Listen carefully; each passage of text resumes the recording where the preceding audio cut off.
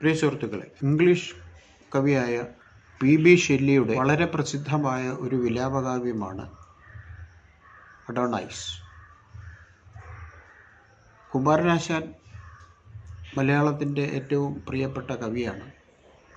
അദ്ദേഹവും അതീവ അർത്ഥവത്തും മനോഹരവുമായ ഒരു വിലാപകാവ്യം രചിച്ചിട്ടുണ്ട്. പ്രരോദനം എന്നാണ് അതിൻ്റെ പേര്. മലയാളത്തിൻ്റെ വൈയാകരണനായ, ഭാഷാപണ്ഡിതനായ, വ്യാകരണം നിർമ്മിച്ച് മലയാളത്തെ ശക്തിപ്പെടുത്തിയ A.R. രാജരാജവർമ്മയുടെ മരണത്തിൽ സങ്കടപ്പെട്ടുകൊണ്ട് അദ്ദേഹം എഴുതിയ അതീവ ഹൃദ്യവും പ്രോജ്വലവും ആയിട്ടുള്ള ഒരു മനോഹരമായ കാവ്യമാണ് ഈ പ്രരോദനം എന്നത്. പ്രരോദനത്തിലെ കഥാനായകനെ കുമാരനാശാൻ ദേവകുമാരനായിട്ടാണ് കവിതയിൽ സങ്കല്പിക്കുന്നത്. അഡോണൈസ് എന്ന് പറയുന്ന ആ വിലാപകാവ്യം പി.ബി. ഷെല്ലി എഴുതിയത് അദ്ദേഹത്തിൻ്റെ ഏറ്റവും പ്രിയ സുഹൃത്തായിരുന്ന കീറ്റ്സിൻ്റെ മരണത്തിൽ വിലപിച്ചുകൊണ്ടുള്ള കാവ്യമാണ്. കീറ്റ്സിനെ ഗ്രീക്ക് പുരാണത്തിലെ ഒരു ദേവതാപുത്രനായിട്ടാണ് അദ്ദേഹം അതിൽ സങ്കല്പിക്കുന്നത്. കുമാരനാശാൻ A.R. രാജരാജവർമ്മയെ വിമർശിച്ചവരെയെല്ലാം ഈ കവിതയിൽ ഭംഗ്യന്തരേണ പരോക്ഷമായി വിമർശിക്കുന്നുണ്ട്. അതുപോലെ അഡോണൈസിൽ ജോൺ കീറ്റ്സിനെ, അദ്ദേഹത്തിൻ്റെ കവിതകളെയൊക്കെ വിമർശിച്ചവർ, ചില നിരൂപകന്മാർ അകാരണമായിട്ട് വിമർശന ബുദ്ധി ഉപയോഗിച്ചു കളയും.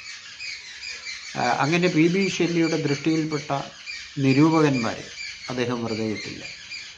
ഈ കവിതയിൽ അവരെയെല്ലാം അതിശക്തമായി നിരൂപണം ചെയ്തു എന്നുള്ളതാണ് സത്യം.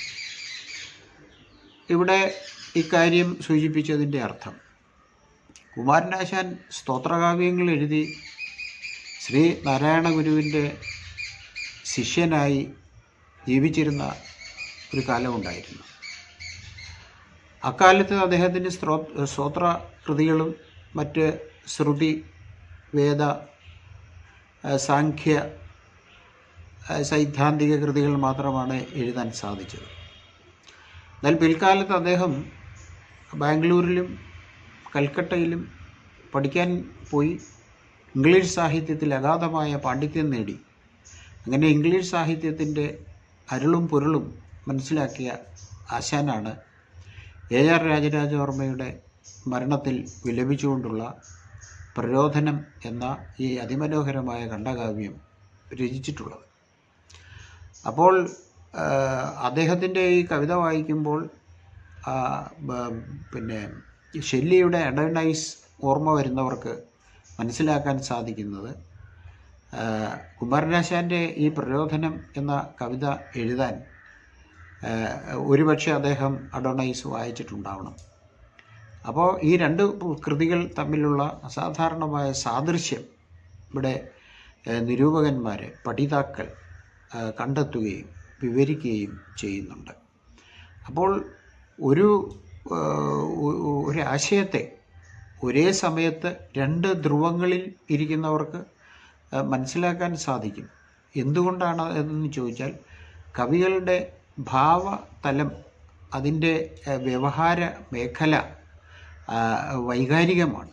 അപ്പോൾ വൈകാരികമായ കാര്യങ്ങളെക്കുറിച്ച് വളരെ തീക്ഷ്ണമായി പറയുവാൻ പലപ്പോഴും നമ്മൾ മറ്റുള്ള കൃതികളുടെ കൂടി വരികൾ അല്ലെങ്കിൽ അതിൻ്റെ ദർശനത്തെ അവലംബിക്കാറുണ്ട്.